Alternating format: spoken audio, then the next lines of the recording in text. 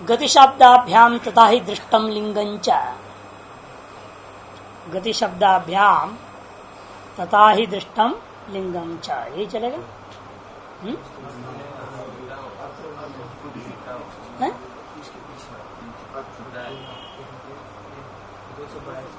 अत्र ब्रूमः परस्यैव इदं ब्रह्मण पुरं सच्चरीरं ब्रह्मपुरम इत्युच्यते। ब्रह्म शब्द से तस्मिन् मुख्यत्वा। तब जवाब देते हैं जीव जो पुर का स्वामी है वो एक देश वर्तित्व आदि को लेकर के जीवपुर को ब्रह्मपुर कह सकते हैं, ऐसे पूर्व पक्षी ने कहा था। अरे ऐसा एक देश में कैसे रहेगा वो, उसने भी बता दिया वो एक देश इसलिए रह सकता है जैसा जो देश का राजा पूरा देश का मालिक होता हुआ अपने राजमहल में रहता है। वही मैं कह रहा हूँ, हमको लग रहा है सब हो गया। अत्र ब्रूम, अच्छा एक और अत्र ब्रूम, वहाँ अत्र ब्रूम यदि आकाश नान्वेष्टवेत्वेन उक्तः स्यात् यावान् वायम् आकाशस्तावान् एषु अंतर्हृदय आकाश इत्यादि आकाश स्वरूपं प्रदर्शनम नोपयुज्येत। कहते हैं यहाँ पर विचार हो रहा है यदि अपि एतद् उक्तम न धरस्य आकाश सर्वेष्टवेत्तम विज्ञातवेत्तम श्रुतम, भाई दहर आकाश वास्तव में अन्वेष्टव्य रूपेण या विजिज्ञासव्य रूपेण श्रुत ही नहीं है। परमात्मा से न कहता है कि पर विशेषणत्वेन उपादानात्, क्योंकि पर अन्य का विशेषण रूपेण यहाँ ग्रहण हुआ है। इति अत्र ब्रूमः, क्योंकि यदि आकाशो नान्वेष्टव्यत्वेन उक्त स्यात्, यदि आकाश अन्वेष्टव्य रूपेण कथन नहीं किया गया होता दहर आकाश को, फिर तो उसकी उपमा क्यों दिया। उपमा दे रहे हैं का मतलब है वही हमारा अन्वेष्टव्य विषय है। यदि अन्वेष्टव्यत्वेन नोक्त स्यात् तर्हि यावान् वायम् आकाश तावान् एषो अंतर्हृदय आकाश इत्यादि आकाश स्वरूप प्रदर्शनम नोपयुज्यते। आकाश के स्वरूप को दर्शाता हुआ उपमा देना जो है उचित ही नहीं होता।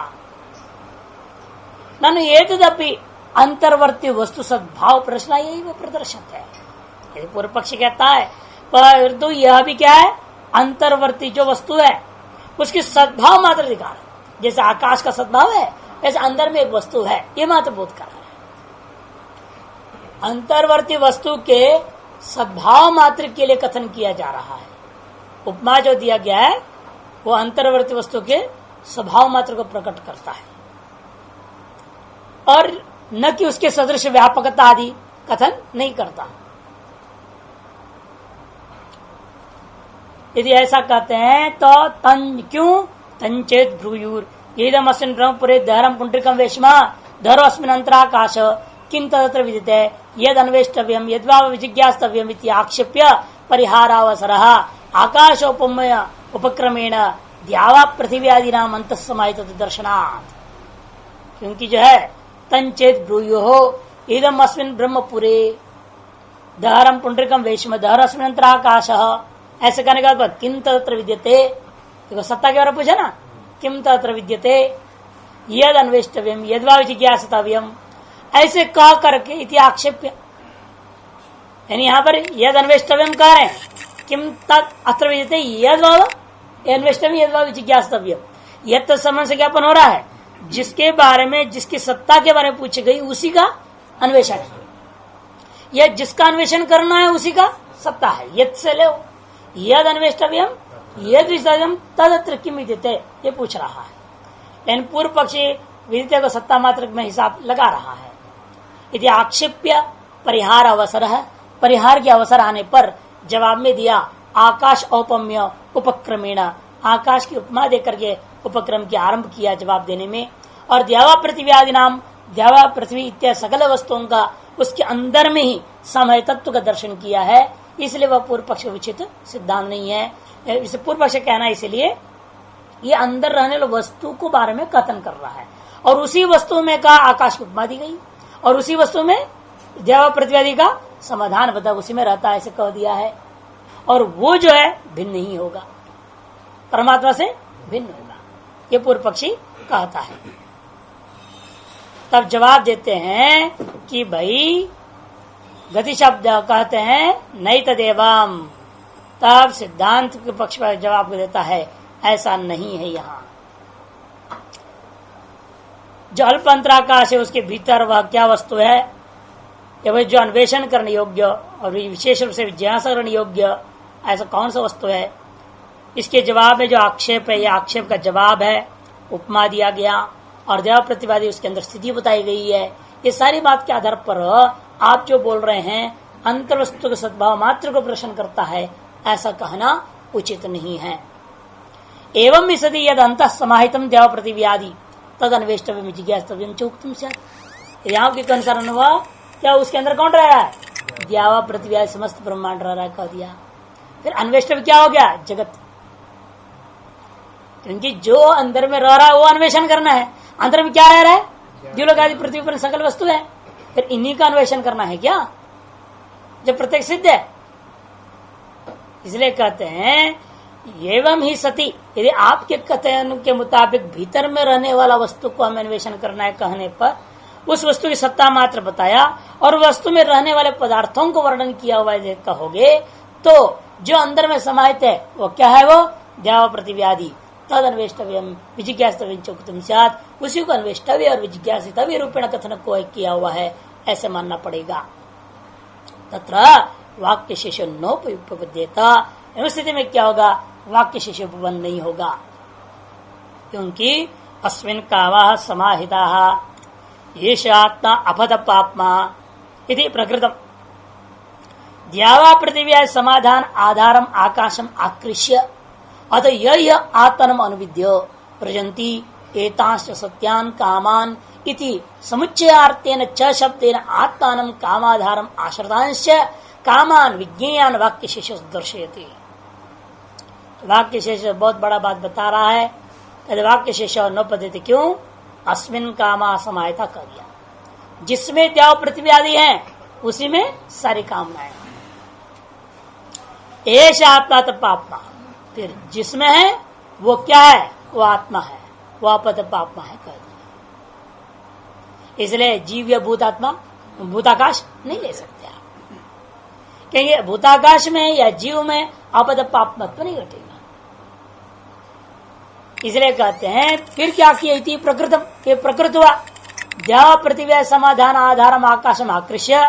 फिर जिसको पहले द्यावा पृथ्वी आदि का आधारभूत आकाश करके कहा गया था, उसी का अनुवाद करते हुए आगे क्या करें, अत यह आत्मानम अनुविद्य।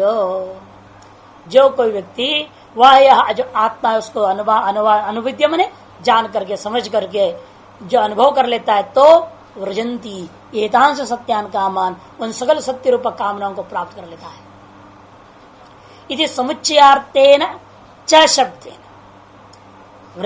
व्रजंती एतांश जो चकार के द्वारा समुच्चय करके पूर्वोत्तर का संबंध को बता दिया है। आत्मानम जो आत्मा है वही कामाधारम आश्रितांश, वही कामों का आधार है और आश्रित कामनाओं का जो कि विज्ञेय है उनका अनुभव भी वही करेगा, वही प्राप्त करेगा। ये कथन हुआ यहाँ, क्योंकि च शब्द से समुच्चयार्थक चकार शब्द के द्वारा क्या कर दिया, पूर्वस्त जो अथ से पूर्व में जो कहा हुआ अस्मिन कामा समाश्रिता समाहिता येष आत्मा परमात्मा, उसी को यहाँ पर अनुवाद किया है। और वहां पर किससे आरंभ हुआ था, आकाश से शुरू हुआ था। इसे जो आकाश है वही आत्मा है, जो आत्मा है वो अपद पापमा है, वही सकल कामनाओं का आधार होता हुआ कामनाओं को प्राप्त करने वाला है। ऐसे पूर्वोत्तर जो पूर्ण प्रकरण को देखेंगे तो परस्पर संबंध अनुभव में आता है। इस तरह से वाक्य शेष दर्शित तस्मात् वाक्योपक्रमे अपि, इसलिए वाक्योपक्रम यद्यपि साक्षात आत्मा ब्रह्म शब्द नहीं है, फिर भी वहां जो दहर शब्द है, दहर एवं आकाश हृदय पुंडरी का अधिष्ठान सहंतस्ते समाहित पृथ्वी सत्य ही कामैर विज्ञेय उक्त गम्यते। इसलिए वाक्य शेष के आधार पर वाक्योपक्रम में जो था दहर आकाश हृदय पुंडरी का अधिष्ठान वाला, उस वह शांत स्तयी समाहित पृथ्वी आदि भी हमारा अन्वेष्टव्य विजिज्ञासितव्य ध्येय ज्ञेय पदार्थ यदि है तो वो दहर आकाश है। वो कैसा धराकाश? जैसे पुंडरीक रूपाधिष्ठान वाला, जिसके भीतर में पृथ्वी आदि लेकर जो समस्त प्रतिव्यंत द्यावा पृथ्वी समस्त पदार्थ समाहित हैं। वे सत्यश्च कामैश्च विज्ञेय, वही सत्य कामों के द्वारा भी उनके अधिष्ठान के रूप में भी विज्ञेय है। यदि गम्यते सच उक्तेभ्यो हेतुभ्यः परमेश्वर एवं, इसलिए वह धर आकाश इन उक्त हेतुओं के कारण से परमेश्वर मानना चाहिए। अब इस आगे के सूत्रों के द्वारा और विस्तार करेंगे उन्हीं हेतुओं का। हो गया सिद्धांत समाप्त हो गया। जिन हेतुओं को संक्षेप में सिद्धांत ने दिया है अपने पक्ष को मजबूत करने, उन्हीं हेतुओं पर विचार करते हैं। नीचे भाष्यकार अवतरण में इसलिए करे दहर परमेश्वर उत्तरेभ्यो हेतुभ्येत्युक्तम। दहरा परमेश्वर, जो दहराकाश है वह परमेश्वर है, ब्रह्म ही है। ऐसे किस आधार पर? उत्तरेभ्यो हेतुभ्येत्युक्तम, उत्तरवर्ती वाक्य शेष तो अनेक हेतुओं के कारण से। तेव उत्तरे हेतवा इदानीं प्रपंचयन्ते, उन्हीं जो उत्तर वाक्यों में विद्यमान हेतुओं को विस्तार रूपेण अब कथन करने जा रहे हैं। इतश्च परमेश्वर एव दहर, इसलिए भी परमेश्वरी यहाँ दहरा आकाश बुद्धि समझना चाहिए। क्यों? गति शब्दाभ्याम तथा है दृष्टम लिंगंच, सूत्र आरंभ होता है गति शब्दाभ्याम तथा ही दृष्टम लिंगंच। गति शब्दाभ्याम दो हेतु दे रहे, गति और शब्द। इमा सर्वा प्रजा, ऐसे कह करके जो वहां पर क्या लिया? गति का वर्णन कर रहा है। और ब्रह्मलोक एक शब्द आया यहाँ, ब्रह्मलोक ये शब्द है। ब्रह्म एव लोके थी ब्रह्मलोक, न तो ब्रह्मणा लोक। क्योंकि यह प्रकरण में क्या किया? पहले सुषुप्ति को दृष्टांत भी बनाया। जैसे ही आदमी रोज रोज अपने सुषुप्ति में चला जाता है, उसी प्रकार से जो है वो ब्रह्मलोक आके जाता है। और सुषुप्ति क्या है? सुषुप्ति ही वास्तव ब्रह्मलोक है।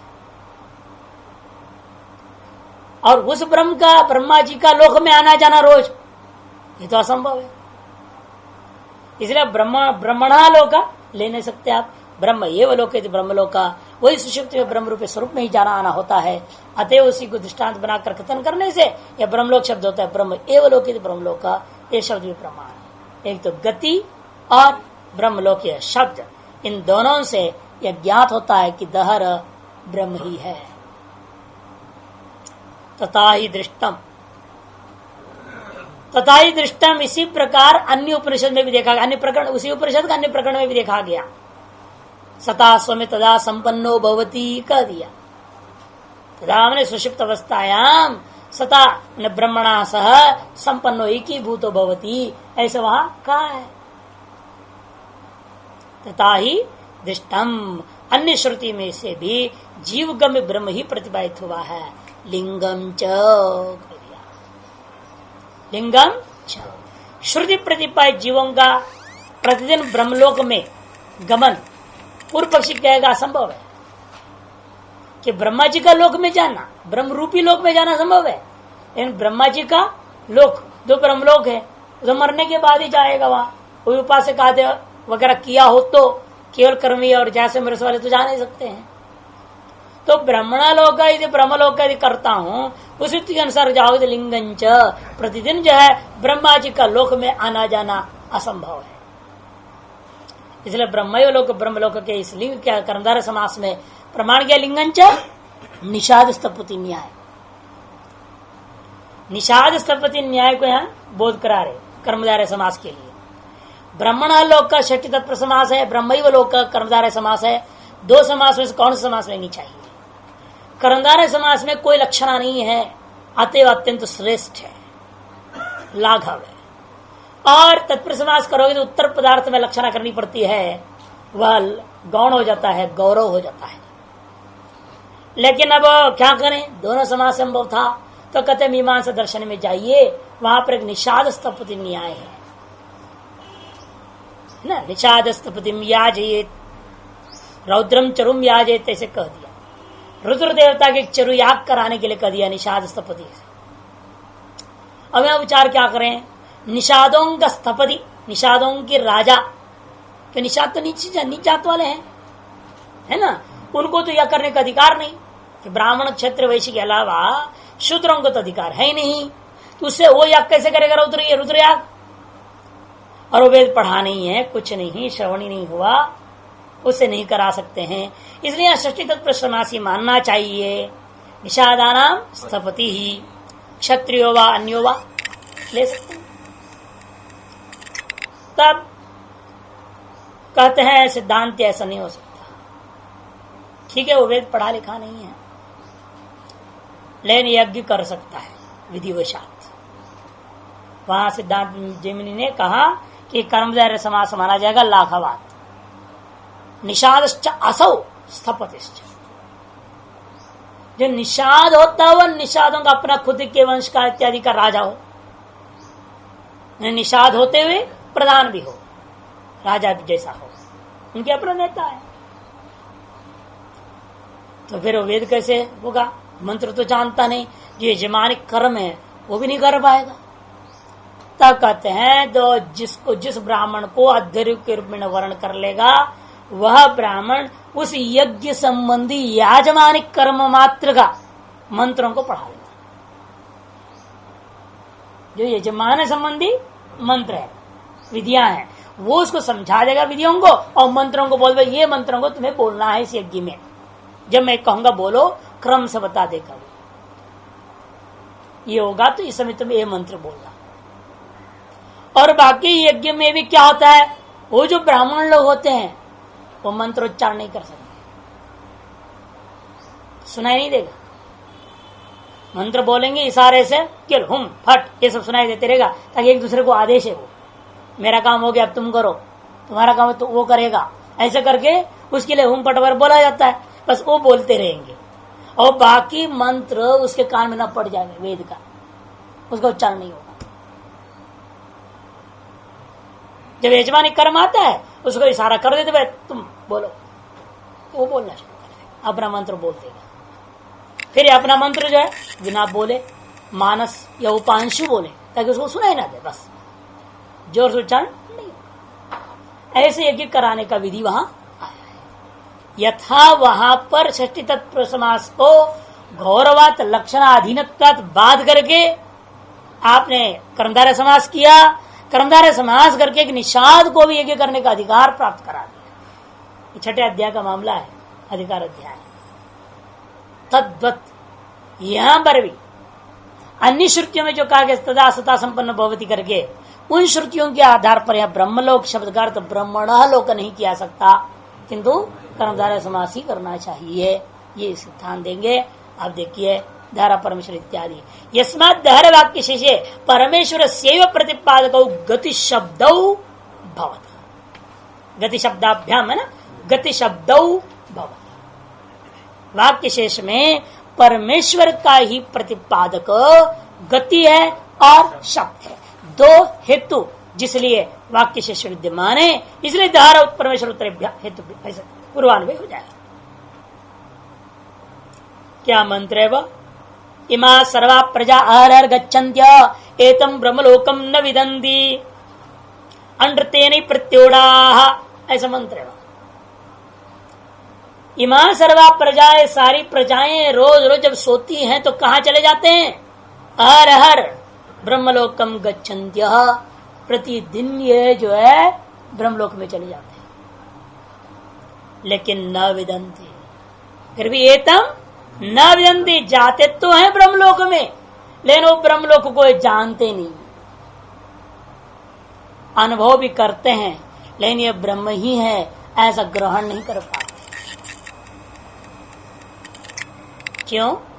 अनृतेन ही प्रत्योड़ाः, क्योंकि उस समय अविद्या से वो युक्त होकर गया हुआ है, आच्छादित हुआ रहता है।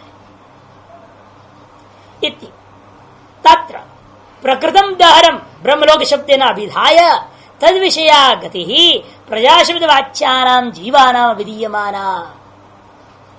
यहां पर क्या किया है इस वाक्य में? इमा सर्वा प्रजा, इस वाक्य में प्रकृत जो दहर है, दहराकाश, उसी को ब्रह्मलोक शब्द के द्वारा कथन किया, विधाय कथन करके तद विषय अर्थात तत्कर्मक गति कथन किया।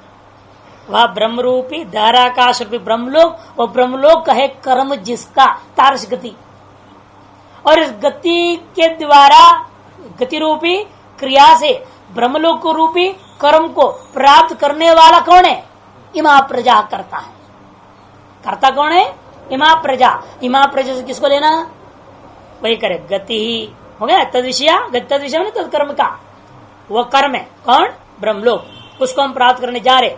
जैसे ग्राम कर्म को गमन रूपी क्रिया का कर्ता देवदत्त होता है, जैसे ब्रह्मलोक कर्मक, कर्म ने जो कर्मकांड नहीं, कर्म ने व्याकरण के हिसाब से बोला जा रहा है प्राप्ति वस्तु। जैसे गांव को प्राप्त करते हैं ग्रामम गच्छति, वहां ग्राम कर्मक गमन क्रिया कहा जाता है। तदोदया ब्रह्मलोकम गच्छन्ति का मतलब क्या है? ब्रह्म कर्म को ब्रह्म विषय का गमनात्मिक क्रिया होगी। इसे कर्ता कौन है? प्रजा शब्द वाच्य नाम जीवानाम अविधीयमाना। प्रजा शब्द वाच्य जो जीवों का कथन करता अविधीयमाना दहरस्य ब्रह्मता में, जीव को जीव ही करता है, उनके द्वारा प्राप्त किया जाता है। ऐसे कह करके अविधीयमाना श्रुति, ऐसा कथन करती हुई यह श्रुति दहरस्य ब्रह्मताम गमयति, उस दहराकाश शुद्ध ब्रह्म ही है ऐसा बोध कराती है। तथा ही उसी को समझाते हैं। कैसे बोध करा रही?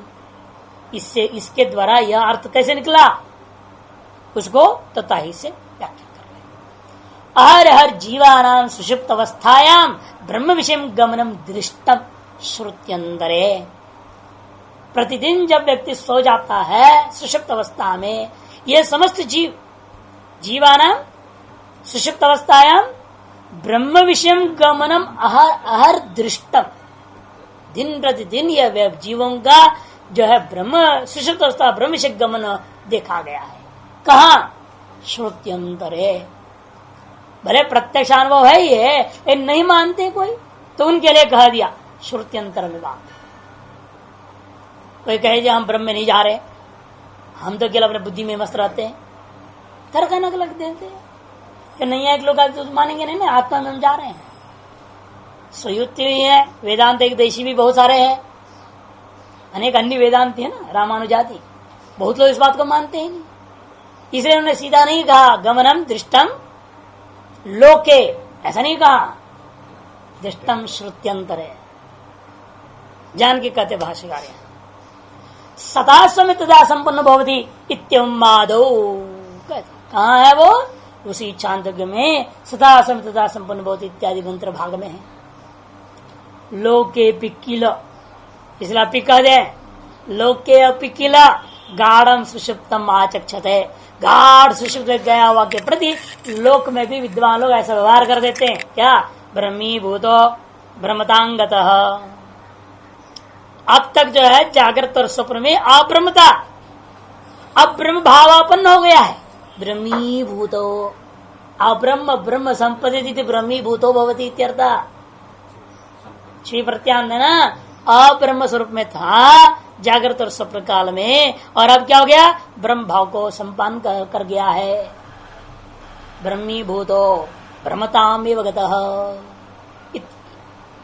तथा ब्रह्मलोक शब्दोपि प्रकृति दहरे प्रयुज्यमान जीवभूत आकाशंका निवर्तयन ब्रह्मताम अस्य गमयति। इसीलिए यहाँ पर भी तथा ब्रह्मलोक शब्दोपि, जिस प्रकार वहां पर देखा उस प्रकार वर्तमान प्रकरण में भी ब्रह्मलोक जो शब्द है और प्रकृत दहरे प्रयुज्यमान, प्रकृत दहराकाश प्रयुक्त होता हुआ जीव अथवा भूताकाश, इन दोनों प्रकार की आशंकाओं को निवृत्त करते हुए निवर्तयन ब्रह्मतामस्य गमयति, इस दहराकाश शब्द का अर्थ ब्रह्म ही है, ये बोध करा दिया।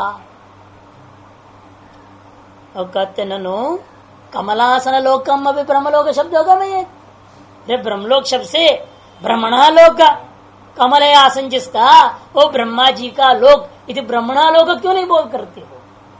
पूर्व पक्ष कहता है उसी का बोध होना चाहिए।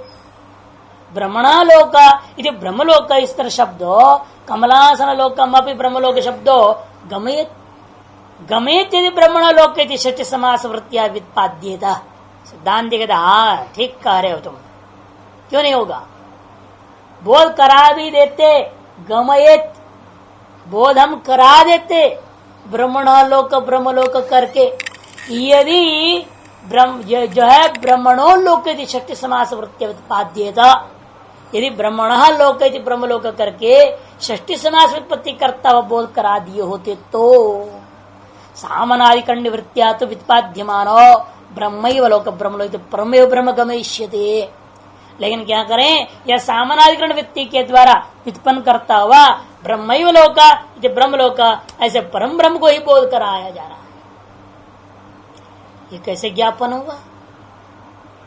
तदेव चार हर ब्रह्मलोक गमनम दृष्टम ब्रह्मलोक शब्द से सामान्य वृत्ति परिग्रह लिंगम।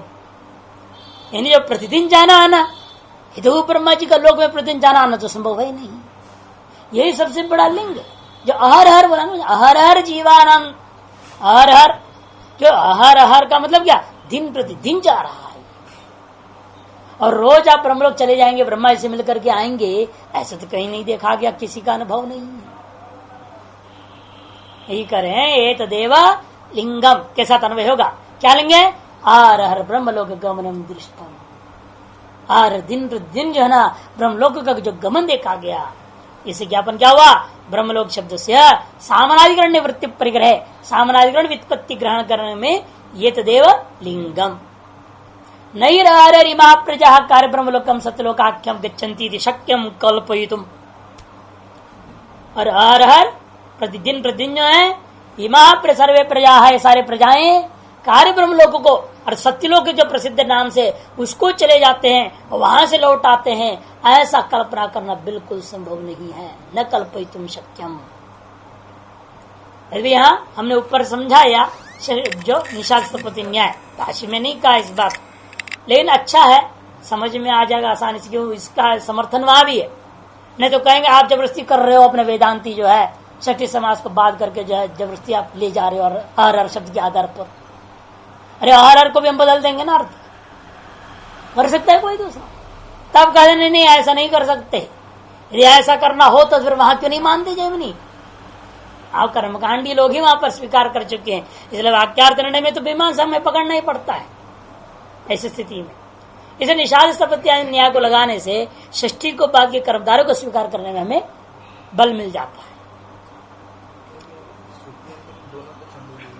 हाँ, माने इस प्रकरण से भिन्न शाखा नहीं, प्रकरणांतर हो गए ना। वो जो प्रकरण की आप चर्चा कर रहे हैं इससे भिन्न प्रकरण श्रुति, माने प्रत्येक मंत्र को श्रुति हम कहते हैं। यानी कि आप उपनिषद का नाम छांदोग्य उपनिषद एक श्रुति, ऐसा नहीं। छांदोग्य उपनिषद हो चाहे कोई उपनिषद को, प्रत्येक मंत्र को श्रुति कहा जाता है। प्रत्येक मंत्र को, एक ही प्रकरणस्थ को भी हम अंतर क्या कर देते हैं, प्रकरण के अंतर आए हुए श्रुतियों को एक श्रुति का नाम रख दे उपक्रम, दूसरे से उपसंहार वाक्य बोल दूंगा, उपसंहार श्रुति, उपक्रम श्रुति, मध्यगत श्रुति, है तो सारी श्रुतियां। लेकिन वहां पर हमने एक संज्ञा दे दी, ये उपक्रम है, ये उपसंहार है और ये मध्यस्थ है, पूरी प्रकरण एक हो गया। इससे भिन्न उसी उपनिषद का क्या अगला ही मंत्र क्यों ना हो, उसको भी हम क्या कहेंगे? श्रुति अंतर कहा देंगे। ये व्यवहार यहां पर होता है। धृतेश्च मह्यम न अस्यस्मिन्नुपलब्धे है, धृते है च महिम्नः अस्य अस्मिन् उपलब्धे है, ये परिच्छेद है। धृते है धारण विधारण श्रुति भी है। एषाम लोकानाम असंभेदाय अतय आत्मा ससेतुर विधृति ही, विधृति मैंने विधारण कथन किया, धारण श्रुति है। च और एष भूतपाल लोकपाल सर्वाधिपति ही इत्यादि शब्द भी आया है। और अस्य महिम्नः, सब लोगों को धारण करने की जो महिमा, वह अस्य में धृते है, धृति रूपी जो महिमा है, उस महिमा भी अस्मिन्नेव उपलब्ध है। अस्मिन् मने ब्रह्मणि एव, ब्रह्मणि एव धराकाश एव उपलब्ध है, अन्य में घट नहीं सकता ये बात। सारा संसार को धारण करके रखना, ये तो आज जमाना ये हालत हो रखा है। एक आदमी स्वयं पर शादी किया, 4 बच्चे को पैदा किया, उन 4 बच्चों को भी धारण नहीं कर पाता, 4 दिशा में चल देते हैं। कहां कंट्रोल है कंट्रोल घरों में। आज संयुक्त परिवार दिखती नहीं,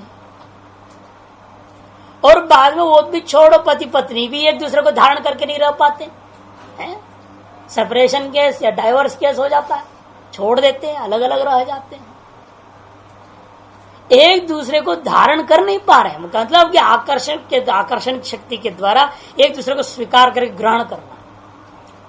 जब हम एक दूसरे इंसान को धारण नहीं कर पा रहे हैं, सारे संसार को कहां धारण करेंगे? सवाल ही नहीं उठता है। इसलिए कहते देखो, इसी में उपलब्धि है, सर्वधारण सामर्थ्य इस ब्रह्म में ही उपलब्ध हो सकता है। अन्य जीव हो, आकाश आदि किसी भी तत्व में नहीं हो सकता।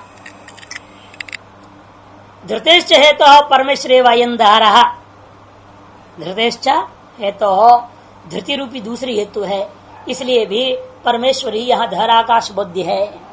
कथम धरोस्मिनंतर आकाश इति प्रकृत्य आकाशोपम्य पूर्वकम तस्मिन् सर्व समाधान मुक्ता तस्मिन्नेव च आत्म शब्दं प्रयुज्य अपद पापत्व गुणयोगं च उपदिश्य तमेव अनितिवृत्त प्रकरणम निर्दिशति। उसी प्रकरण को अनतिवृत्त जान के कह रहे हैं शब्द अनतिवृत्त। क्यों? शंका होता है, अथ शब्द है ना वहां मंत्र के आदि में, अथ य आत्मा स सेतुर विद्रुति। अथ क्या होता है? अधिकतर प्रकरण का विच्छेद करने के लिए होता है। एक प्रकरण खत्म होगी, दूसरे के लिए अथ, जैसे है ना, अथ ज्योतिर, अथ स्वयं ज्योति, अथ विश्व ज्योति, ऐसे हाँ भेदाध्याय द्वितीय अध्याय जैमिनी न्याय मीमांसा में स्वीकार किया हुआ है। अथ शब्द आने से तीनों अलग अलग याग है, भिन्न भिन्न याग माना उन्होंने। तद्वत यहां पर भिन्न भिन्न प्रकरण मानो यदि कहें, तब भाष्यकार जवाब देते हैं यहां मीमांसा को न्याय लगेगा नहीं। या उसी प्रकार से जैसा वहां पर है अथ समिदो यजति, अथ तनुनपादम यजति, वहां अथ भेदक नहीं हुआ, वो पंच प्रयाज एक है मिलकर के, तद्वत यहां लगाना।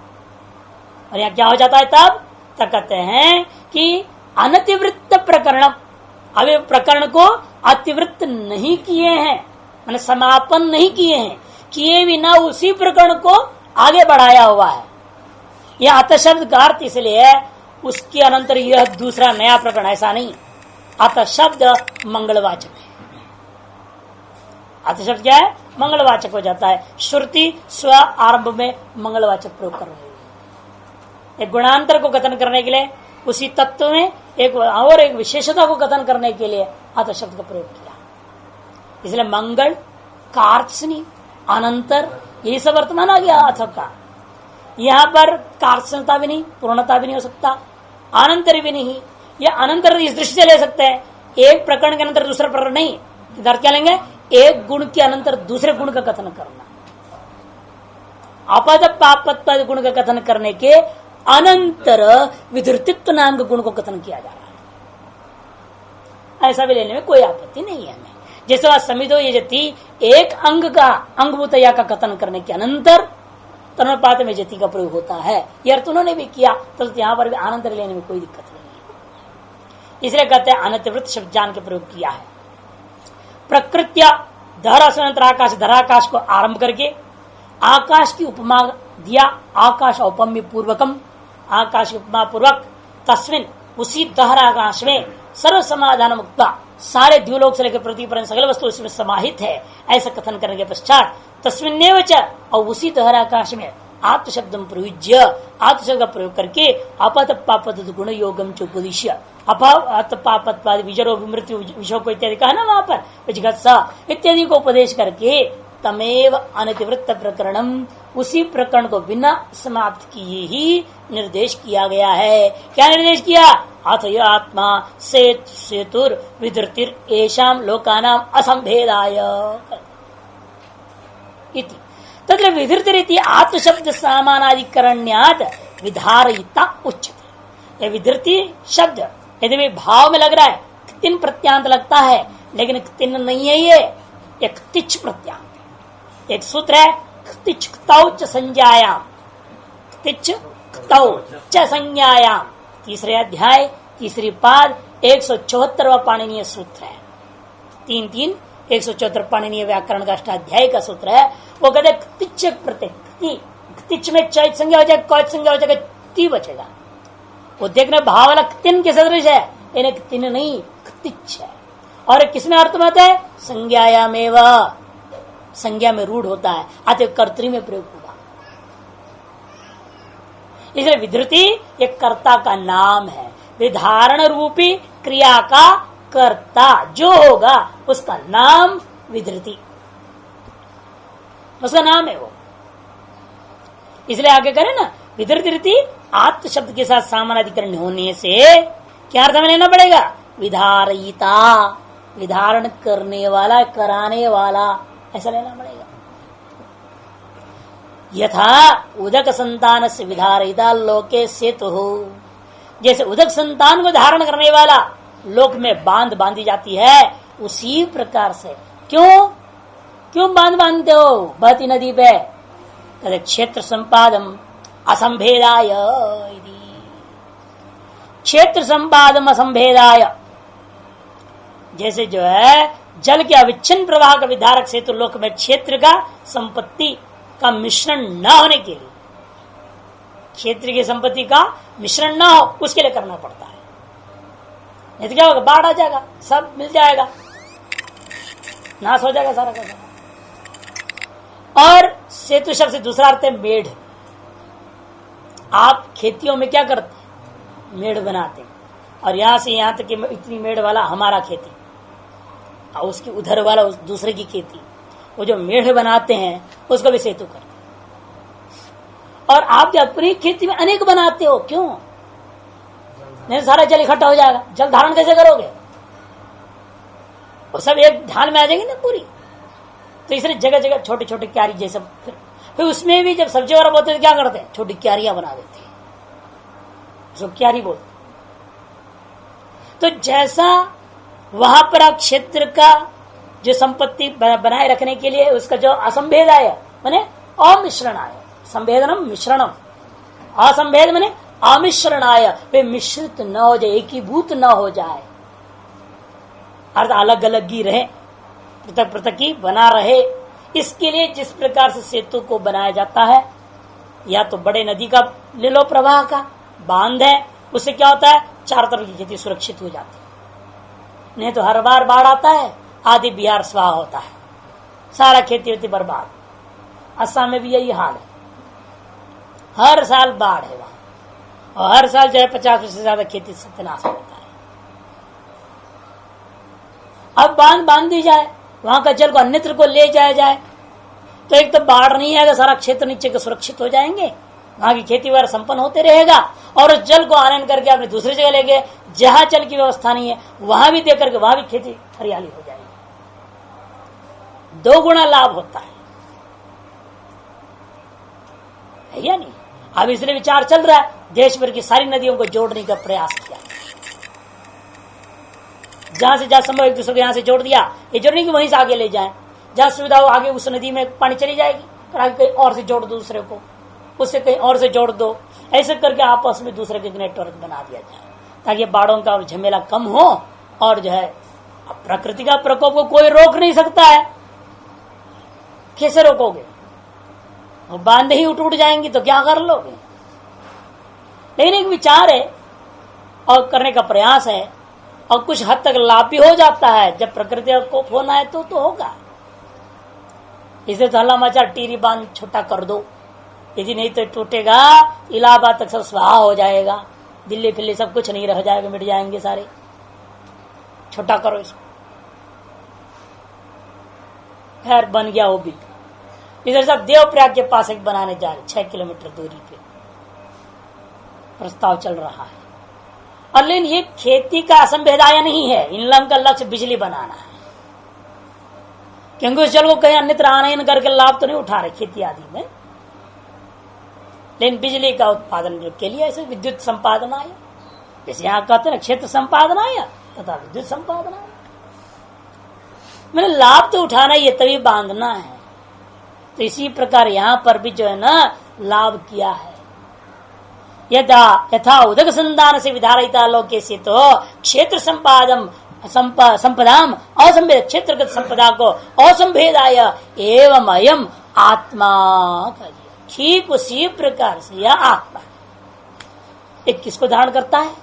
येषाम द्यू पृथ्व्यंतानाम सर्वेशाम, द्यूलोक से लेकर पृथ्वी के समस्त पदार्थों का अध्यात्मादि भेद भिन्नानाम, अध्यात्म अधिदेव अधिलोक इत्यादि वेदों से भिन्न भिन्न जो लोकानाम वर्णाश्रमादि नांच विधारयिता, केवल भौतिक दृष्टिकोण से नहीं, वर्णाश्रमों का भी विधारण करने वाला है। वर्णाश्रमांच विधारयिता, जिनका धर्म का जो धारण करने वाला भी वही ब्रह्म है, सर्वधर्म का आधार है। इसे कहते सर्वधर्मान प्रत्यज्य कह दिया। धर्मों में रहोगे तो मेरे शासन में पड़े रहोगे, है ना। जब विभिन्न प्रकार के धर्मों में फंसे रहोगे, वर्ण धर्म, आश्रम धर्म, या आजकल के हिसाब से हिंदू, ईसाई, मुस्लिम, कोई भी धर्म में रहोगे तो परमात्मा के शासन में रहोगे, और वो जस्टिस देगा कयामत के दिन। जब मरोगे तब देगा ना, या उन लोगों के हिसाब से जब पृथ्वी का प्रलय होगा, मुसलमान कहते कयामत का दिन ईश्वर आएगा, न्याय करेगा, है कि नहीं। तो जो भी जब भी करे, लेकिन उसके अनुशासन के अधीन ही रहोगे, और सर्वधर्म को परित्याग करके चलोगे तो ब्रह्म ही हो जाओगे, कि धर्मों का धारण करने वाला वही है।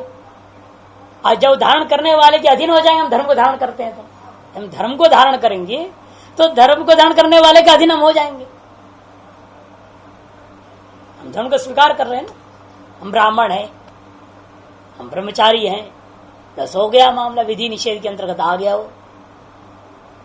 है कि हम न ब्राह्मण है, न क्षत्रिय है, न वैश्य है, न शूद्र है, न ब्रह्मचारी हूं, न गृहस्थ हूं, न वानप्रस्थ, न सन्यासी, न पुरुष न स्त्री। ये कठिन काम नहीं।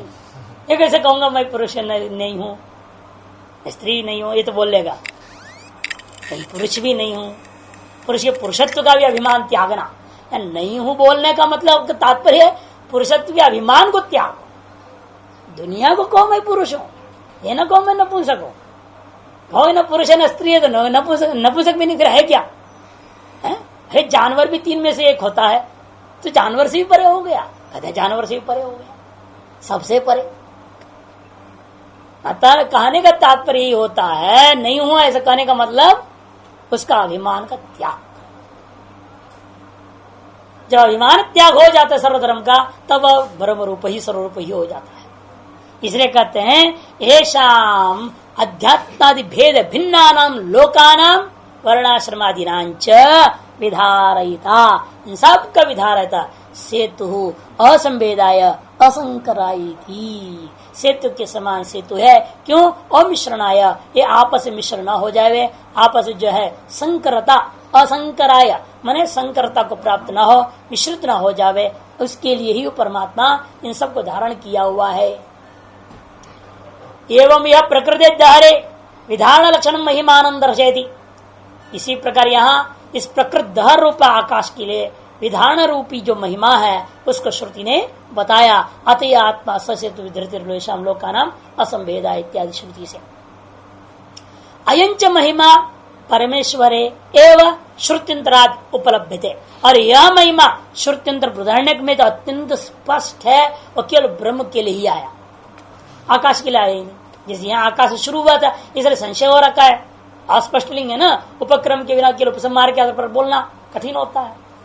उसके लिए अन्य श्रुतियों को दिया जाता है कि समान प्रकरण से श्रुतियां हैं और वहां पर ब्रह्म के लिए साक्षात सेतु शब्द होकर प्रयोग हुआ है। एक अक्षर से प्रशासन गार्गी सूर्या चंद्रमसौ विधृतौ तिष्ठतः। क्या जीव धारण करेगा सूर्य चंद्रमा को इत्यादि है। तथा अन्यत्रापि निश्चित परमेश्वर वाक्य श्रुते।